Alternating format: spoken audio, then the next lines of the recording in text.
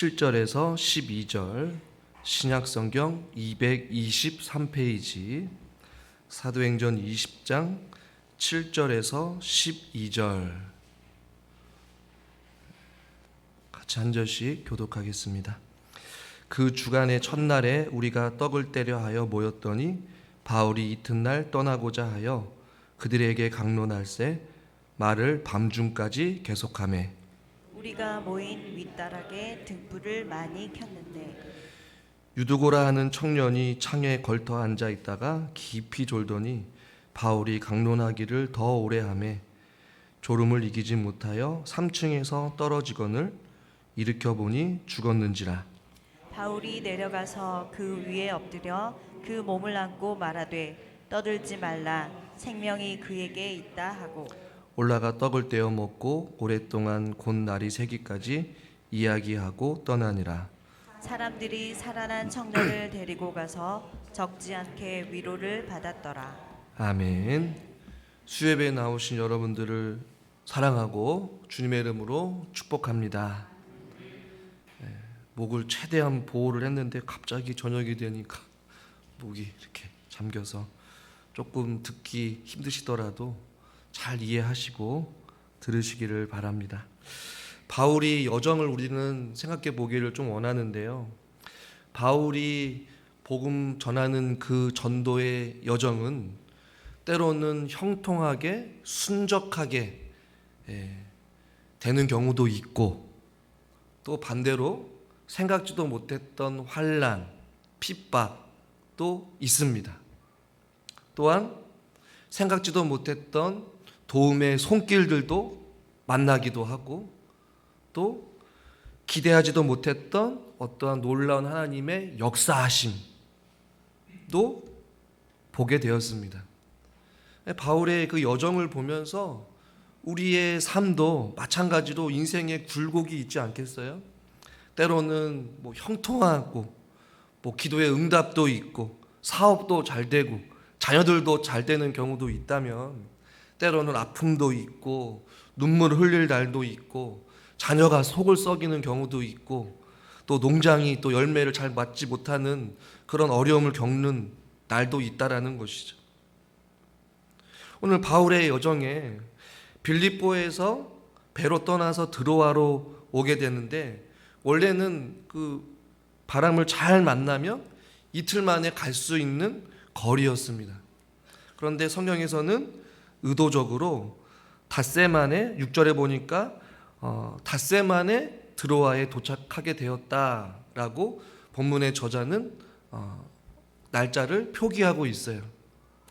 그것을 통해서 아마 이 사도행전을 읽고 있는 사람들에게 이틀밖에 안 되는 거리를 닷새 만에 도착했다는 얘기는 배가 풍랑을 만나거나 역풍을 만나거나 어떠한 어려운 상황 가운데 있었기 때문에 고생하고 바울이 아마 왔을 것이다 라고 생각을 했을 거예요. 아마도 바다 위에 큰 풍랑이 있었을 것이고 지금 이 당시 바울의 나이를 보면 이 당시 평균 나이 수명에 인생의 말년에 접어든 바울이에요. 육체의 가시와 같은 아픔을 가지고 있는 상황 속에서 배를 타고 5일 동안 가면서 아마 심신이 많이 지쳤을 거란 말입니다. 그래서 오늘 본문은 아니지만 6절에 드로아에서 7일을 보냈다라고 말씀하고 있어요. 아마 여러 가지 이유가 있었겠지만 아무래도 풍랑에 시달린 그 몸을 추스리기 위해서 바울이 7일 동안 머물렀던 것 같습니다. 그러고 나서 오늘 우리가 읽은 본문을 보게 되면 7절에 그 주간의 첫날에 라고 말씀하고 있어요. 그 주간이라는 것은 안식 후 첫날을 이야기합니다. 즉 오늘날로 말하면 주일이에요. 주일날 떡을 떼려 하여 모였다. 여기서 말하는 떡을 떼려 하여 모였다라는 것은 성찬과 애찬을 겸한 예배를 이야기합니다. 그런데 오늘날 우리처럼 아침부터 예배를 드린 것이 아니라 이 당시에 많은 사람들이 고된 노동을 하고 나서 저녁에 모여서 예배를 드렸을 거예요. 애찬을 떼고 예배를 드리고 있습니다. 7절 하반절에 보니까 그 다음날 바울이 떠나려고 하여 그들에게 강론하고 말을 밤중까지 계속하였다라고 말씀하고 있어요. 바울은 이 드로아에서 드리는 이 예배가 드로아 사람들과 함께 예배를 드리는 마지막 예배인 것을 알고 있었어요. 밤중이라는 것은 자정을 의미합니다. 굉장히 늦은 시간이에요. 피곤하고 힘들고 땀에 쪄들어서 힘들어 있는 그 노곤한 상태에서 마지막 그 다음날 떠나기 전에 드로아에 있는 사람들과 함께 마지막 예배를 드리고 있다라고 여러분 한번 생각해 보십시오. 그런데 바울만 말했을까? 그게 아니라 7절에 보면 그들에게 강론하였다라고 말씀하고 있어요. 이것을 제가 예배 때마다 몇 번을 말씀드리는데 강론하다, 바울이 설교만 한 것이 아니에요. 바울이 일방적으로 사람들한테 계속 설교를 한 것이 아니라 토의하다, 토론하다라는 의미가 담겨져 있어요. 그러니까 드로아 성도들이 바울에게 얼마나 묻고 싶은 게 많았겠습니까? 그 다음날 떠나려고 하니까 여러 가지 질문을 했을 거예요. 예수님에 대해서, 십자가의 죽으심에 대해서, 또 부활하심에 대해서, 그리고 성령님에 대해서, 예수님에 관한 하나님의 말씀을 통하여서 그들이 믿음 생활하면서 궁금했던 많은 것들을 질문하고 바울은 그것에 답하면서 밤이 지새도록 지금 말씀을 듣고 있다라는 것이죠. 여러분 생각해 보십시오. 밤중 자정의 늦은 시간에 쉬고 싶고 자고 싶고 눕고 싶은 그런 노곤한 상태였지만 그들은 무엇을 사모했습니까? 하나님의 말씀을 사모하고 있어요. 저와 여러분들도 하나님의 말씀을 사모할 수 있기를 주님의 이름으로 축원합니다. 그래서 이 저녁 시간에도 오신 것 아니겠어요? 그러나 저는 이들의 열정, 또 바울의 열정을 한번 생각해 보기를 원해요. 바울도 힘들고 지쳤습니다. 그 다음날 또 떠나야 돼요. 일찍 자야 되지 않겠습니까? 그러나 그렇게 하지 않아요. 드로아에 모여있는 사람들도 그 다음날 또 일을 해야 됩니다. 피곤하고 힘들어요. 그러나 이들의 예배를 향한, 하나님을 향한, 말씀을 향한 이 사모함은 쉴 수 없다는 것이었어요. 저는 우리 성도님들에게도 저에게도 하나님의 이 예배를 사모하는 마음이 식지 않기를 주님의 이름으로 축원합니다. 여러분에게 질문을 하나 해보겠습니다. 여러분 오늘 하루에 평균 얼마나 말씀을 보셨습니까? 혹은 일주일에 성경책 몇 편이나 펴보셨습니까? 꾸준한 말씀 생활, 지속적인 기도 생활이 우리 가운데 몸에 배어야 될 줄 믿습니다. 경건에 이르기를 연습하라라고 말씀하고 있어요.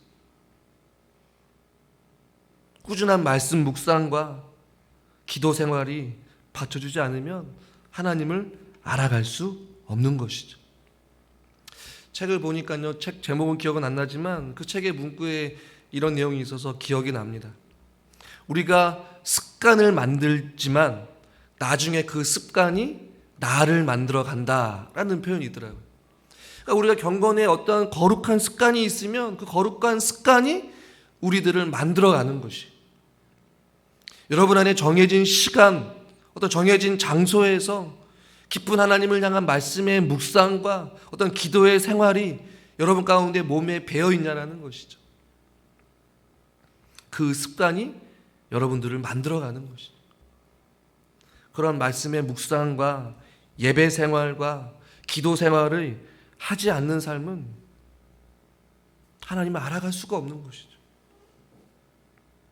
오늘 이들은 바울과 밤을 지새우면서 강론하고 있습니다. 그런데 너무나도 많은 사람들이 모였던 것 같아요. 8절 말씀을 같이 한번 읽어보겠습니다. 8절입니다. 우리가 모인 윗다락에 등불을 많이 켰는데. 등불을 많이 켠 이유가 무엇일까요? 사람들이 많이 모였다는 것이. 그런데 이제 우리가 보게 될 유두고가 나옵니다. 우리는 너무나도 잘 알고 있는 사건이죠. 근데 이 사건을 보기에 앞서서 저는 8절의 말씀을 더 눈여겨봐야 돼요. 모인 윗다락에 등불을 많이 켰다. 밤중 자정이니까 칠흑 같은 어둠 속에 있었겠죠. 그러니 등불을 켤 수밖에 없고 사람들이 많이 있으니 등불을 더 켤 수밖에 없어요. 윗다락에 1층, 2층, 3층 된 구조에서 등불을 켰으니 그 가옥의 구조에서 뜨거운 열기가 가라앉을까요? 위로 올라올까요? 네? 위로 올라오죠. 공기의 질에 영향을 주는 것이죠. 오늘 본문의 저자는 이것을 의도적으로 기록하고 있어요. 굳이 기록하지 않아도 되는 것을. 평소보다 많은 등불을 켰으니 다락방의 열기가 어땠다는 거예요. 엄청나게 뜨거웠다는 게. 그러한 배경에서 오늘 유두고를 한번 보기를 원합니다. 유두고가 지금 9절에 뭐라고 어떻게 하고 있어요? 유두고라 하는 청년이 창에 걸터 앉아 있다가 깊이 졸더니 라고 말씀하고 있어요. 이 노동에 시달려서 아마 피로가 극에 달했을 거예요. 여러분, 어떤 사람들은 이 말씀을 듣는 자세가 되게 불량하다, 말씀을 듣는 어떻게 창틀에 걸터 앉아 있냐, 이렇게 생각하는 사람들이 있어요.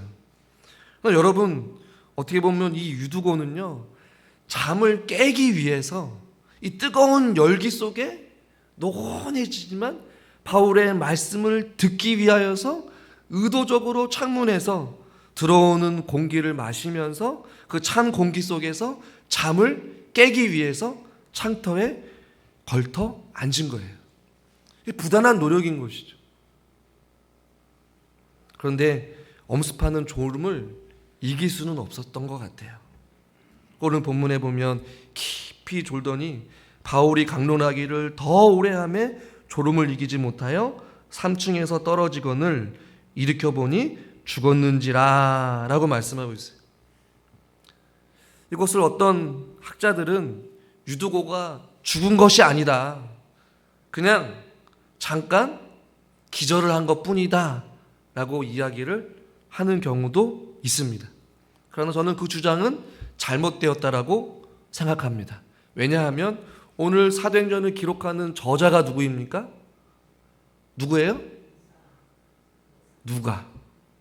누가의 직업은 의사. 그러니 누가의 의사가 유두고가 떨어진 것을 보고 가만히 있었겠어요? 확인을 했겠죠. 그리고 오늘날로 말하면 누가가 사망 선고를 한 거예요. 죽었다라는 것이죠. 그래서 또 많은 사람들은 예배 시간에 좋으니까 저렇게 떨어져 죽는 거야, 이렇게 생각하는 경우도 있어요. 그냥 뭐 웃을 수도 있겠지만 이것이 우리네 아주 못된 심보라는 것이죠. 은연중에 우리 가운데 이런 모습들이 있습니다. 신앙생활을 똑바로 안 하니까 가정에 그런 일이 있는 거야. 그런 사고가 있는 거야. 그런 질병을 얻는 거야. 온전한 11조를 안 하니까 하나님께서 물질로 치시는 거야. 불순종하니까, 교회에 분란을 일으키니까 가정에도 저런 시련이 있는 거야. 너무나도 쉽게 단정지어서 판단하고 정죄하는 거야. 유두고에 대해서 예배 시간에 어떻게 졸 수가 있어? 이 쌤통이다, 죽어 마땅하다, 이렇게 생각하는 경우들은 많지는 않지만 저는 목회하면서 그렇게 말하는 성도님들을 참 많이 봤어요.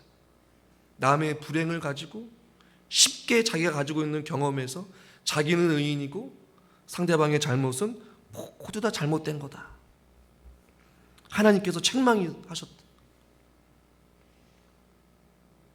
우리는 새벽마다 욥기 말씀을 통하여서 욥에게 당한 그 고난은 일반적인 고난과 다르다라고 이야기하면서 원인과 결과에 대해서도 이야기를 많이 했습니다.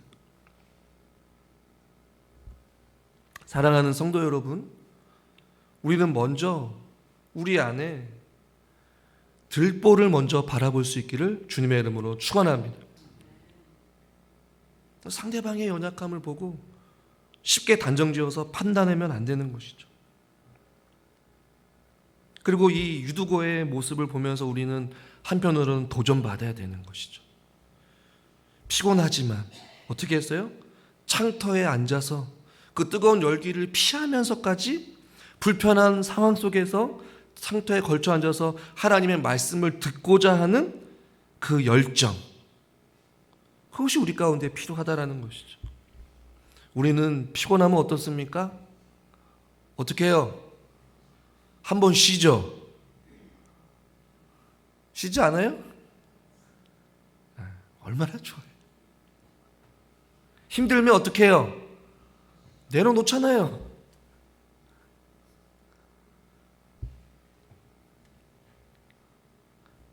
유두고는요, 집으로 가지 않았어요. 그래서 이 말씀 구절을 가지고 돌아가셨지만 오카는 목사님이 이렇게 좀 이야기를 해요. 유두고처럼 졸더라도 피곤하더라도 그 자리를 떠나고 싶지 않아 끝까지 버티고 앉아서 말씀을 들으려고 하는 사람들이 있는 이상 교회는 병들지 않을 것입니다. 할렐루야. 한번 따라하겠습니다. 끝까지 버티겠습니다. 끝까지 버티셔야 돼. 몸이 힘들어도 피곤해도 졸더라도 내려두는 것이 아니라, 포기하는 것이 아니라, 주저앉아 있는 것이 아니라 은혜의 자리를 사모하고 기도의 자리로 나아가고 예배의 자리로 나와서 하나님 앞에 우리의 인생을 맡기는 것이죠. 만약에 유두고가 피곤해서 집을 갔다면 유두고는 하나님의 놀라운 은혜를 경험하지 못했을 거예요. 자, 말씀을 보십시오. 바울이 그 떨어진 청년을 보고 10절에 이렇게 말씀합니다. 같이 한번 읽겠습니다. 바울이 내려가서 그 위에 엎드려 그 몸을 안고 말하되 떠들지 말라 생명이 그에게 있다 하고. 아멘. 생명이 그에 있다라고 믿음으로 선포합니다. 그리고 유두고가 살아나게 됩니다. 어떠한 과정에서 살아나는지 모르지만 중요한 것은 살아난 게 중요한 것이죠. 그리고 바울은 날이 새기까지 하나님의 말씀을 11절에 보니까 선포합니다. 그리고 떠나게 되죠. 그리고 12절에 사람들이 살아난 청년을 데리고 가서 적지 않게 위로를 받았다, 이렇게 말씀하고 있습니다. 여러분, 다시 한 번 더 말씀으로 돌아가서 바울의 여정을 생각해 봅시다. 드로아에서 7일 동안 머물지 않았다면, 그리고 빌립보에서 드로아까지 가는 그 여정길에 배의 풍랑을 만나지 않았다면 오늘 이 드로아에서 드리는 예배는 없었을 수도 있어요. 그리고 유두고가 떨어져 죽지도 않았을 것이고 또 다시 살아나는 일도 없었을 것입니다. 무엇을 이야기하고 싶냐면 2일 동안 가야 될 그 백길을 5일 만에 걸쳐서 고생하여서 바울을 인도하신 것은 하나님의 계획에 포함되어 있다는 것이.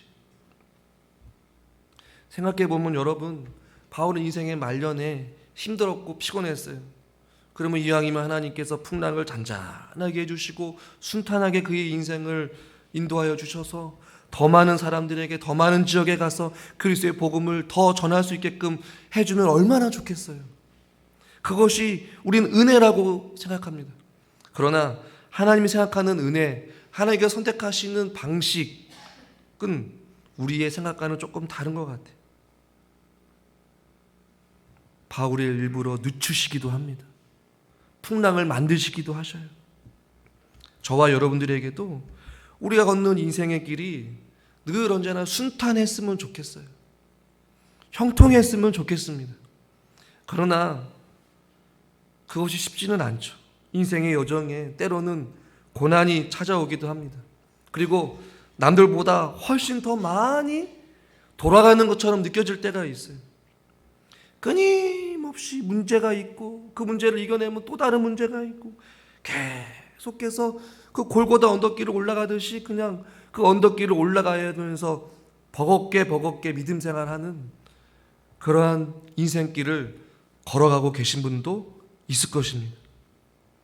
그러나 여러분, 오늘 이 유두고의 사건을 통하여서 바울의 여정을 통하여서 우리는 다시 한 번 더 하나님을 바라볼 수 있기를 주님의 이름으로 축원합니다. 비록 그 길이 돌아가는 길일 수도 있고 고난의 여정일 수도 있고 뭐 거친 파도가 몰려와서 풍랑이는 그런 위험 속에서 우리가 살아간다 할지라도 하나님은 살아서 역사하십니다. 그리고 반드시 그 길 끝에는 하나님의 놀라운 은혜를 경험하게 될 줄 믿습니다. 이 사건을 통하여서 유두고가 죽었다 살아나게 되는 놀라운 경험을 경험했고 드로아에 있는 많은 사람들도 그 청년을 통하여서 적지 않게 위로를 받았더라라고 성경은 말씀하고 있어요. 그러니까 저와 여러분들의 인생을 통하여서 그 길 끝에 하나님을 더 깊이 만나시고 때로는 누군가에게는 치료의 은혜도 경험하고 때로는 누구에게는 인생이 역정되는 하나님의 일하심도 경험하게 될 줄 믿습니다. 하나님은 실수가 없으신 분이세요. 하나님은 완전하신 분이십니다. 여러분의 인생 지금 풍랑의 한복판에 있다 할지라도 하나님은 그 풍랑 속에서도 여전히 여러분들을 인도하고 계십니다. 마지막 도착 지점에 섰을 때 혹은 하나님의 때에 하나님의 거룩한 백성들에게 부어주시는 하나님의 은혜가 우리에게 임하게 될 줄 믿습니다. 여러분이 걷는 그 길이 결코 헛된 고생이 아님을 깨달아 알 날이 반드시 올 것입니다. 그러므로 기도하는 일을 쉬는 죄를 범하지 마시고 하나님 말씀을 가까이 하는 삶을 살아가시기를 주님의 이름으로 축원합니다. 그래서 우리가 우리의 삶을 통하여서 많은 이들에게도 저 권사님을 보니까 어렵고 힘들게 살아가지만 믿음으로 저렇게 살아가니까 하나님께서 저렇게 은혜를 베풀어 주시는 거예요. 서로가 서로에게 위로자가 되어줄 수 있기를 바랍니다. 힘들고 어려워도 여전히 우리와 함께 하셔서 우리의 인생의 여정길을 또 앞서서 행하시고 계획하시고 또 이루어 가실 그 주님을 기대하며 함께 믿음으로 그 길을 걸어갈 수 있기를 주님의 이름으로 간절히 축원합니다. 하나님 아버지, 바울의 인생길에 수많은 다양한 사건들이 있었지만 모든 것이 하나님의 계획 속에 이루어진 것을 믿습니다.